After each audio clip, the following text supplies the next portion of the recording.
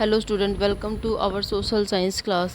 Today our topic is our state government.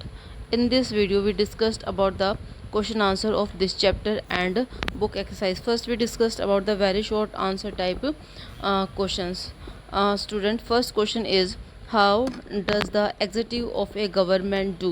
कि जो हमारे एग्जीक्यूटिव ऑफ गवर्नमेंट है वो क्या काम करती है. ठीक है. The executive implement the law. जो एग्जीक्यूटिव है हमारी वो क्या करती है, इम्प्लीमेंट द लॉ. जो लॉ है उनको लागू करती है. इम्प्लीमेंट्स का मीनिंग होता है उनको लागू करना. How many state and union territories are there in India. India के अंदर कितने स्टेट हैं और कितने यूनियन टेरिटरीज हैं. तो 28 स्टेट हैं और 8 यूनियन टेरिटरीज हैं इन इंडिया के अंदर. What is the composition of the state legislatures. Composition of the state legislatures are. जो कंपोजिशन है स्टेट लेजिस्लेचर्स का वो क्या है. तो कंपोजिशन है स्टेट लेजिस्लेचर्स का लेजिस्लेटिव असेंबली और विधानसभा और लेजिस्लेटिव काउंसिल्स और विधान परिषद. ये उसके कंपोजिशन है. जो हमारे स्टेट लेजिस्लेटिव है उसके दो कंपोजिशन हैं.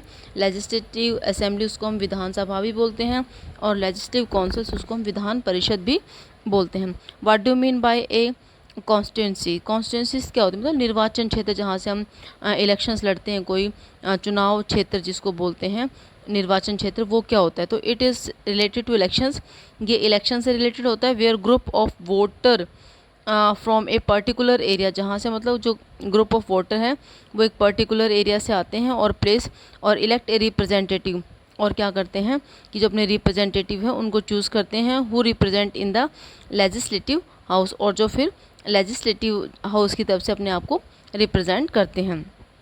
What was the eligibility conditions for member of the legislative councils. क्या है eligibility conditions for member of the legislative councils. A person must be citizen of India. कि वो जो person है वो must be citizens of India होना चाहिए. He or she should be less than 30 years of age. उसकी as है वो 30 years से कम होनी चाहिए. ठीक है. तो ये उसकी मतलब है एलिजिबिलिटी होती है. अब है नेक्स्ट क्वेश्चन हमारा कि what are the 3 category of the councils of ministers. तो इसकी जो हमारी 3 कैटेगरी है काउंसिल्स ऑफ मिनिस्टर की वो cabinet minister, minister of state and deputy minister. ये हमारी उसकी 3 कैटेगरी हैं, कैबिनेट मिनिस्टर्स और minister of state and deputy ministers. ये थे हमारे very short question answer. I think आपको समझ में आ गए होंगे. आपको ये 6 के 6 क्वेश्चन आंसर लर्न भी करने हैं. देन है हमारा short answer type questions. Short answer type के अंदर जो क्वेश्चंस हमारा फर्स्ट क्वेश्चन है what are the eligibility condition for becoming a governor.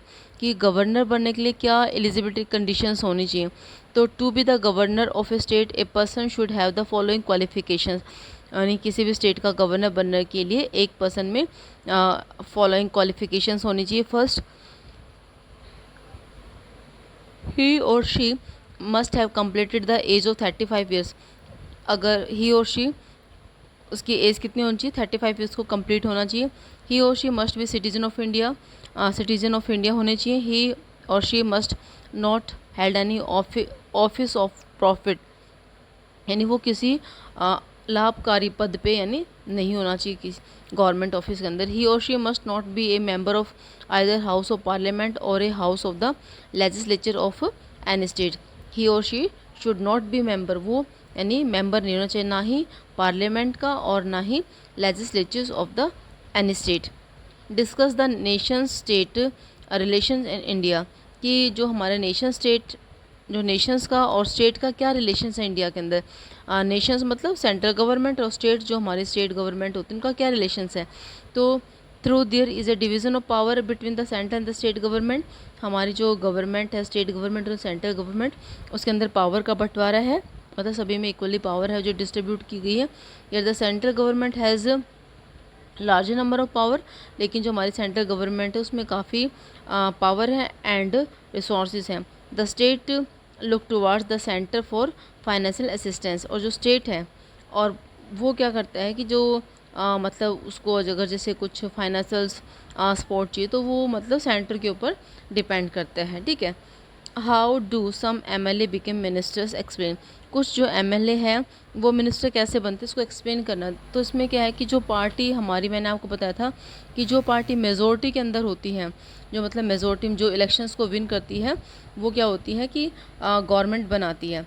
और as per constitutional provision the ruling party elect its leader who is called the chief minister. और जो हमारी ruling party होती है, जो विनिंग पार्टी जो होती है, वो क्या करती है, अपने उनमें से एक को मिनिस्टर चुनती है।